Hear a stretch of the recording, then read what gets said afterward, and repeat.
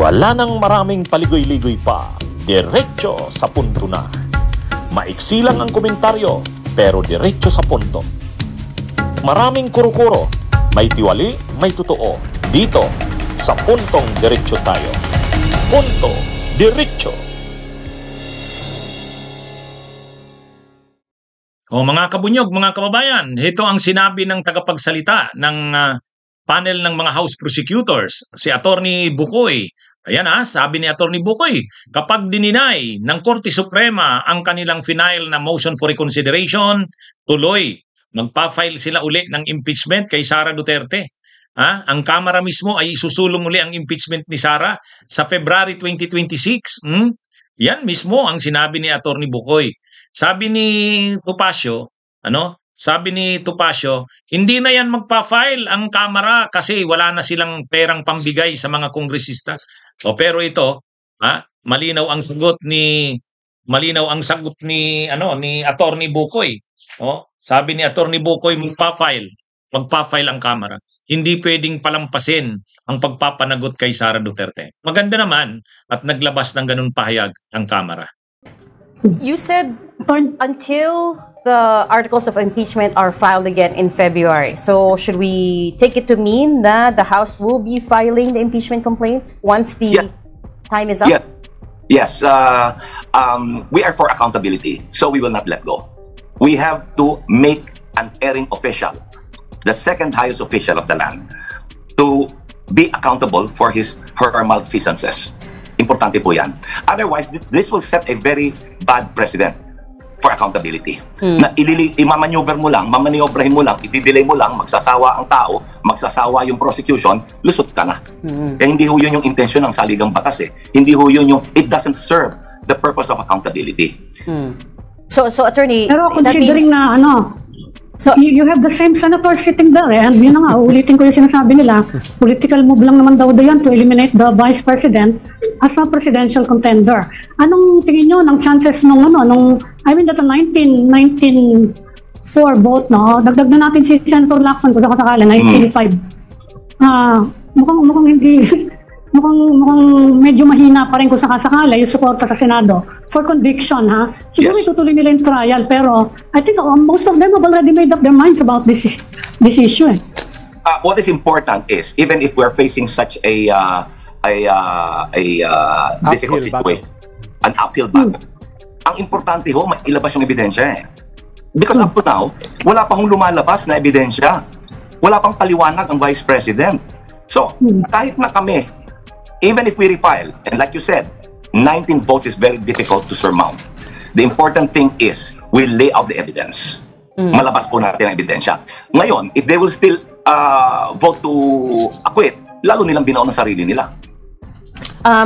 So sorry, let me just ask a follow-up to that. So you confirmed that the House will be refiling in February, and I guess the prosecution panel is preparing for that already. Yung ebidensya, sir, you seem very confident that the evidence is strong. The evidence is compelling, if I might stress. It is compelling. But there's another issue that we have to deal with, because in the Supreme Court decision, sinabi ho tatanong ko sana yan ng ponensya that the impeachable offenses can only pertain to actions that she committed while Vice President. Hindi raw pwedeng isali yung previous actions. Correct. Hindi ho, kasama ho yung DepEd, pwede yan. Pero ang ine-exclude po nung desisyon, yung mga actions niya when she was Vice President, when she was Mayor of Davao. Why are these relevant? This pertains to fitness in office. Fitness in office or character of the impeached officer doesn't happen overnight. It builds up. It shows a pattern. It shows a tendency. Why did I raise this? Diyan ho relevant yung 2 billion na deposit joint account ng ex-President Duterte and ni Vice President Sara Duterte. Nagsimula ito when she was Vice Mayor pa lang. We're talking of 2 billion pesos of transactions that went through that joint bank account. Importante rin ito because nung mayor siya, she continued the extrajudicial killings in Davao.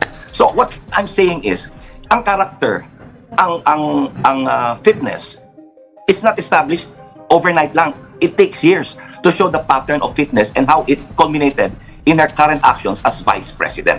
So yun ho, isa pang problema. And we also took that up in our motion for reconsideration. Yung exclusion of previous actions when she was not yet Vice President nor Secretary of the Department. Ito kahit na mahirap, kung hindi ito ma-revisa ng Supreme Court, kahit na mahirap, tutuhugin pa rin namin to. We cannot give up on accountability. Dahil ang buong bayan ho ang maghihirap dito eh. Yung mga anak natin, yung mga apo natin, wala sila ngayon sa kanilang, wala silang paninindigan ngayon. Simply because, wala pa sila or nandito man sila, they're too young. Ngayon, tayo po ang sisingilin yan eh. Later on, if we did not pursue this, if we did not enforce this, kailangan panagutin. Ang nagnakaw, panagutin. Yun ang mahalaga. Kaya kahit na ho mahirap, kung hindi irerevisa ng Supreme Court, tutuloy pa rin namin. O ito mga kabunyog, ito nga ang ating puntuhan. So marami ring nagtatanong, paano pag dininay ng Korte Suprema ang motion for reconsideration na final ng Kamara? Tuloy pa ba ang impeachment ni Sara? O ito, galing na mismo ito sa tagapagsalita, spokesperson ng prosecutors ng Kamara, si Attorney Bukoy. Sabi ni Attorney Bukoy, magpa-file. Hindi nila palalampasin ito. Hindi naman pwedeng ganyan na lang matapos yan. Pero siyempre, sabi ni Attorney Bukoy, umaasa sila na sana naman ang Korte Suprema ay i-reverse, baliktarin nito ang nauna nitong ruling. O kaya i-modify man lang nila ito. Yun ang inaasahan ni Attorney Bukoy. Ang ibig sabihin ng ang pwede kasing maging desisyon ng Korte Suprema, pwedeng i-reverse. Ibig sabihin ng Korte Suprema, constitutional pala yung ginawa ng Kamara. Dahil mali yung mga facts na pinagbasihan ng aming desisyon, so kinu-correct namin to correct the errors na na-commit, ay i-reverse ang ruling. Ibig sabihin, siniset aside yung naunang ruling na unconstitutional ang impeachment, at sa halip, ilalagay ang bagong ruling na constitutional ito. Kaya dapat mag-proceed ang impeachment. Yun ang pwede. Or i-modify lang. I-modify, pwede rin yun. Anong ibig sabihin ng modify? As is pa rin ang ruling ng Korte Suprema. As is pa rin. Ang pagkakaiba lang, hindi muna ito mag-a-apply dito sa kasong ito ni Sara Duterte. Itong ruling, itong mga lininaw ni Yunin sa desisyon niya ay prospective ang application. So ibig sabihin, ganun pa rin ang ruling pero prospective na ang application, hindi na immediately executory. Kumbaga, pwede rin yun. Pwede rin yun. Kaya, actually,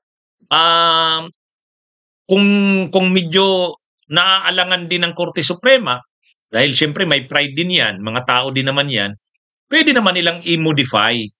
Pwede naman nilang i-modify. Ibig sabihin, panindigan nila yung ruling pero hindi muna mag-a-apply ngayon. Prospective yung application. So tuloy ang impeachment.